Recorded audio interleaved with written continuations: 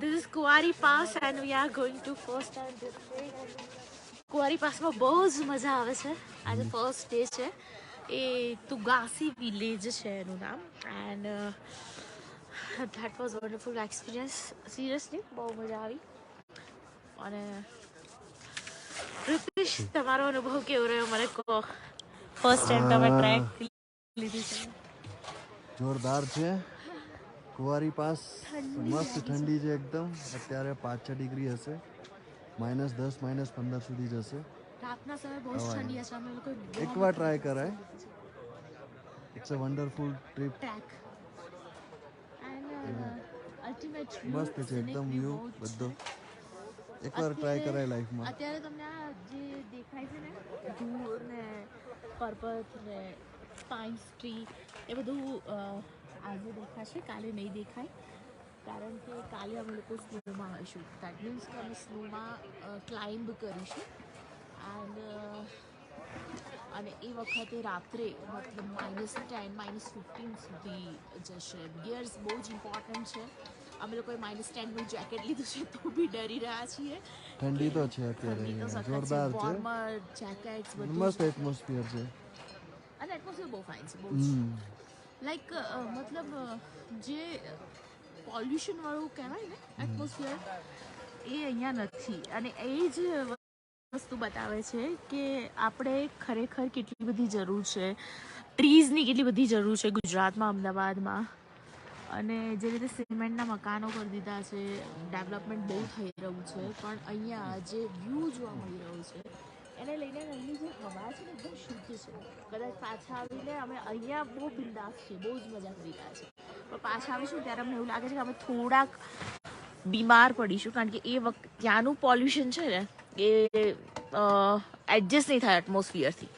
એવું ફીલ થઈ રહ્યું છે. એનીવેઝ એ તો લાઈફ છે. અને નેક્સ્ટ ટ્રેક અમે દર વખતે કરતા હોઈએ છીએ. હવે નેક્સ્ટ ટ્રેક શું હશે એ કહીશું. પણ અત્યારે આજનો દિવસ કુંવારી પાસનો લગભગ 4 days ટ્રેક છે અમારું. આજે અમે તુગાસી વિલેજ છીએ. કાલે અમે લોકો તુગાસી વિલેજથી ગુલે તક આવ્યા અને કાલે સેકન્ડ ડે છે અમારો.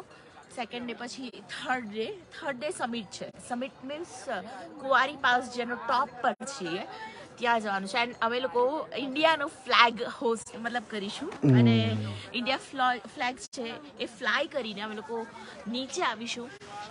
અને એ પછી સીધું ડિસેન્ડિંગ છે 4th day. And 4th day અમે લોકો અમારો જે બેઝ કેમ્પ છે તુગાસી વિલેજમાં ત્યાં આવી જઈશું. સોરી, તુગાસી વિલેજ નહીં, ઓલીમાં. અને પછી વિચારીશું શું કરવું છે. 31st નો બી પ્લાન છે. અહીંયા ઉત્તરાખંડની અંદર ઓલીમાં સ્કી કરીશું. એન્ડ બહુ બધું પ્લાન કરેલા છે.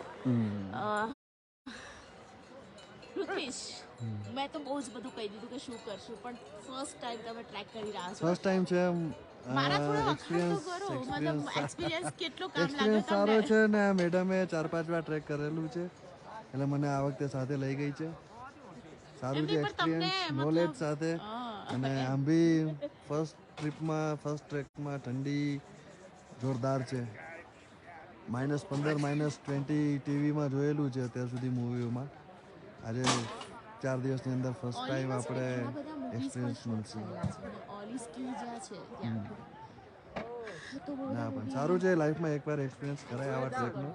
વિન્ટરમાં ઠંડ શું છે, કેવી ઠંડી આપણું બોડી ટેમ્પરેચર કેટલું એક્સેપ્ટ કરી શકે છે, નેચર વસ્તુ કેવી છે. ગઢવાલી અને કુમાવતી 2 લેંગ્વેજ અહીંયા બોલાય છે. અને એ લોકોની જે સ્ટાઇલ છે અને એ લોકો ખરેખર મતલબ ટુરિઝમ માટે એટલું બધું કરે છે. Garhwali people's they are so બહુ જ એ લોકો ટુરિઝમ માટે લોકોને બહુ જ સાચવે છે, દિલથી સાચવે છે. ને આ એક પ્રકારની કોઈ પણ પ્રકાર તમે જુઓ છો કે કેમ્પ છે એની ક્યાંય એડવર્ટાઇઝમેન્ટ નહીં હોય. ટીવીમાં ક્યાંય તમે એડવર્ટાઇઝમેન્ટ નહીં જોઈ હોય કે તમે આ જગ્યાઓ આમ થયો. આ માઉથ ટુ માઉથ પબ્લિસિટી અને એના કારણે જ આટલા બધા લોકો છે પોતાના. ઘણા બધા લોકો યુ નો વોટ, ડિસેમ્બર એન્ડિંગમાં આઈટીમાંથી લોકો લીવ્સ લઈને આવે. ઘણા બધા બિઝનેસમેન છે એ લોકો આવે. બધા પોતાના કામથી ફ્રી થઈ જાય અને એ જગ્યાએ ટ્રેક માટે આવે. ટ્રેક શેની માટે કે તમે બ્યુટીને મતલબ એની માટે લોકો ટ્રેક કરતા હોય છે. અમે લોકો એટલા માટે જ આવ્યા કે બ્યુટી સાથે તમે નેચર સાથે કનેક્ટ થાઓ. કેવી રીતે થાઓ તો નેચર છે એ એમાં દરેક પ્રકારના ઇશ્યુ કે કંઈ પણ એવું હોય તો તમે તમારી લાઈફને કેવી રીતે સેટલ કરી શકો. એની માટે સૌથી વધારે સારું છે ટ્રેક કરવું. લેઝર ટ્રીપ બધા કરતા હશે, મતલબ હોટલમાં જવાનું, બેસવાનું, ખાઈ પીને જમવાનું અને મતલબ એરિયા કવર કરવાનો બહુ મજા લે. પણ ટ્રેકમાં તમને વોશરૂમ જવું હોય ને તો પણ બહુ ઓકવર્ડ વાળું ફિલિંગ આવે. તો મતલબ એ સિચ્યુએશનની અંદર તમે કેવી રીતે પોતાની જાતે ટેકલ કરશો. નેચર સાથે તમે જ્યારે ટેકલ કરો અને તમે નેચરને મળો ત્યારે તમને એવું થાય કે દરેક પ્રકારની સિચ્યુએશનમાં તમે લાઈફથી અહીંથી અમે જઈશું ત્યારે અમે લાઈફની અલગ જ સિચ્યુએશનમાં બધા મજા કરતા હોઈશું.